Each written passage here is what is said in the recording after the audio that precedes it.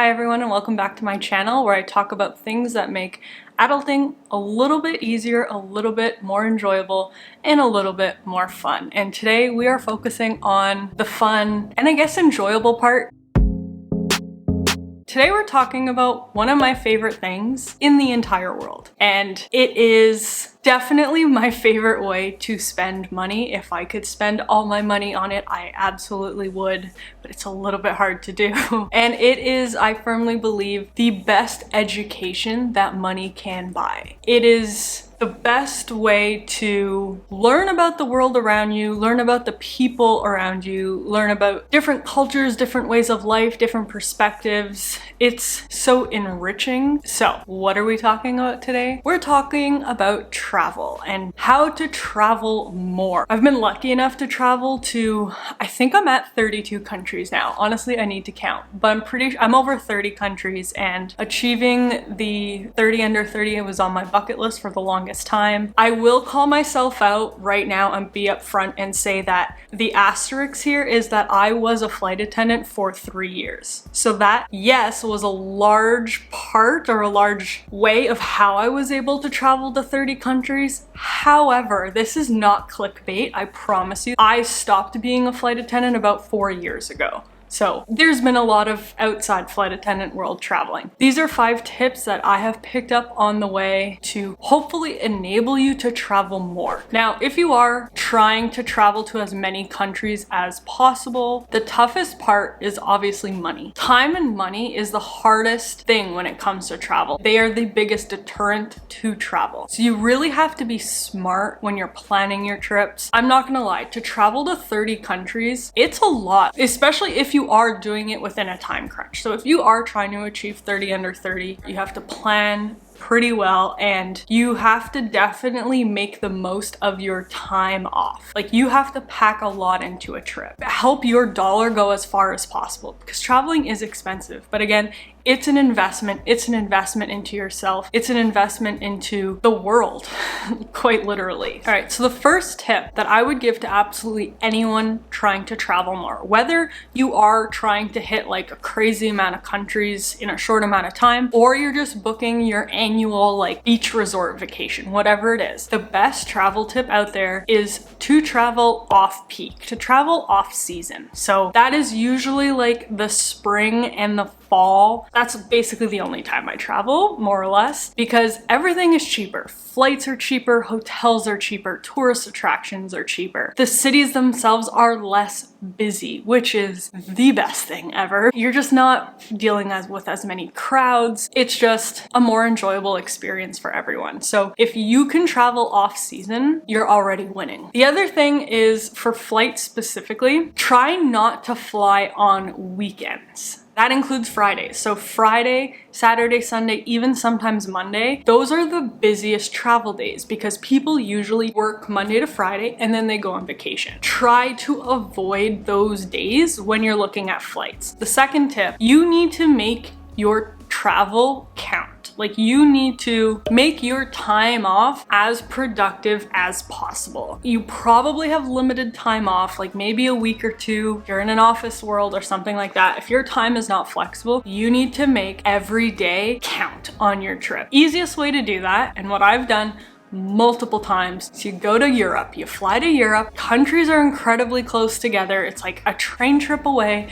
or a short flight away. In like 2-3 weeks, I'm hitting like 7 countries. Like, that's the way to do it. That's how you make the numbers work in your favor. You don't spend, honestly, more than like a day or two in every place. It also gives you bigger flexibility on flight prices, because if you're gonna hit up 7 countries on one trip, you can shop around a little bit, figure out which country is gonna be cheapest to fly into. Like, if you're trying to fly into London or Paris, maybe not the cheapest. Those are incredibly popular destinations. So pick a country that's maybe a little bit off the mark, that'll have cheaper flights that you can fly into, and then hop around once you get there. Now, the third tip is to find the cheapest flights possible. And sure, you can spend hours looking at every airline's website and all this kind of stuff, or you can just use something that does it for you. And I've used Google Flights, Expedia, Skyscanner, Hopper. It just scours like the entire internet for you to find you the best deals on flights. And so highly recommend looking on those.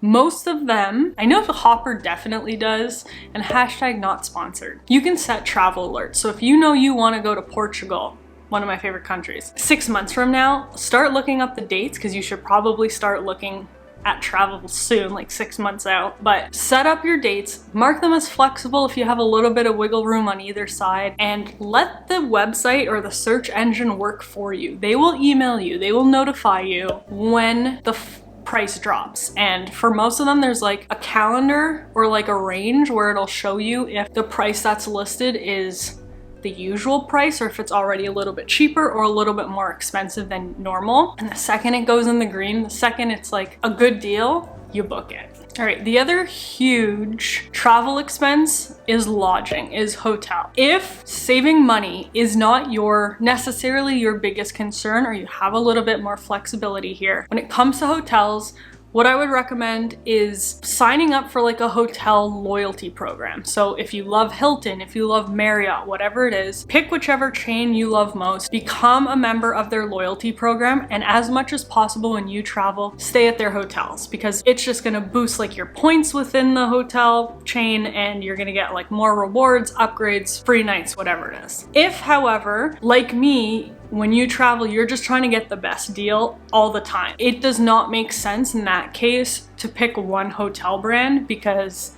you need to see all your options to find the best deal. So my favorite thing to do to find hotels or hostels, I will say, when I did Europe, I did a lot of hostels. That's a great way to go. So if you're not opposed to hostels, check out like, what is it, Hostel World, hostelworld.com. Okay, back to hotels. If you're just trying to get the best deal on hotels, I recommend hitting up like hotels.com. Okay, hotels.com is the one I would use almost 85, let's say, % of the time. The other one is Agoda, and Agoda I use most of the time when I'm in Asia, but anywhere else, hotels.com. And the best thing about hotels.com, again, hashtag not sponsored, it is a loyalty program for basically all hotel chains. So it's just gonna show you all the hotels in the area.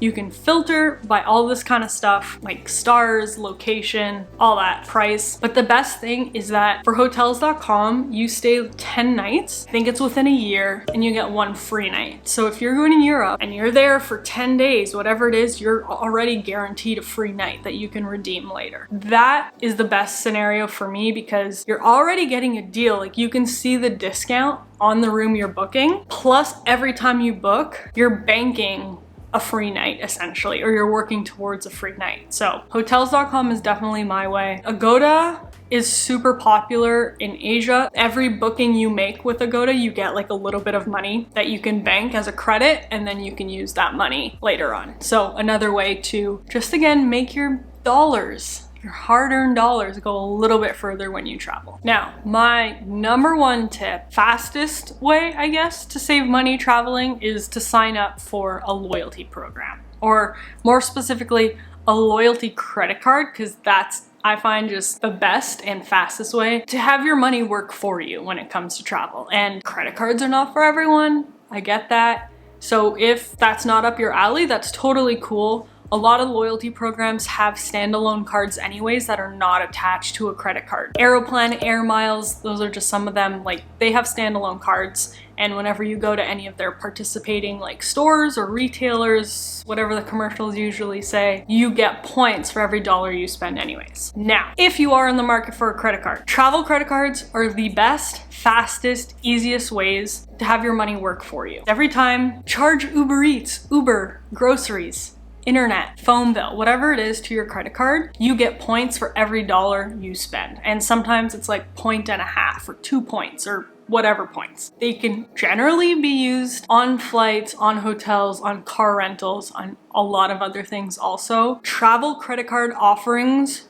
are different in different countries, so I can't give like a blanket statement or a blanket advice on which credit card to get, because it really depends on where you are in the world. But in Canada, for example, I know one of the best travel credit cards is the American Express Cobalt card. And again, hashtag not sponsored. It's actually a credit card I do not use yet, but yet being the operative word because I am about to get it. It just gives you a lot more flexibility with your points. You're not like locked into one airline or one hotel chain or anything like that. The credit card I currently have is a travel credit card, and it has been fantastic for me, and that is a Visa Aeroplan card. I get like at least 1 point, often like 1.5 for every dollar I spend. It's just a little bit more limiting in terms of which airlines I can book with. In the States though, in the US, I'm not American, I've never used these credit cards, but I do know that American Express does have another really great travel credit card. It's not the Cobalt card, it's named something different in the US. Or there's also a Chase credit card that I've heard a lot about for travel that might even be better than the Amex one. I'm not sure, I've never used them, but I have heard great things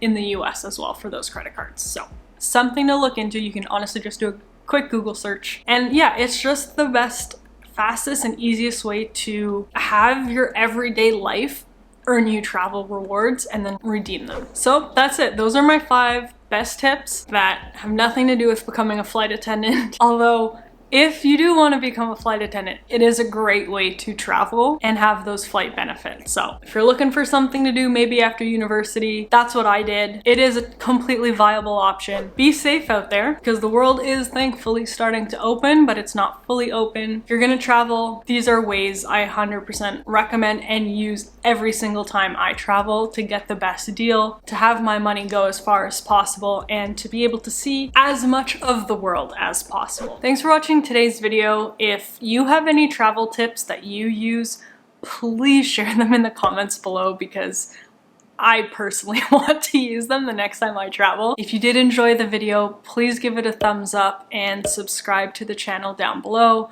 because it really helps support this channel. And I appreciate it as always. So that's it. Have a great day. Take care. Bye.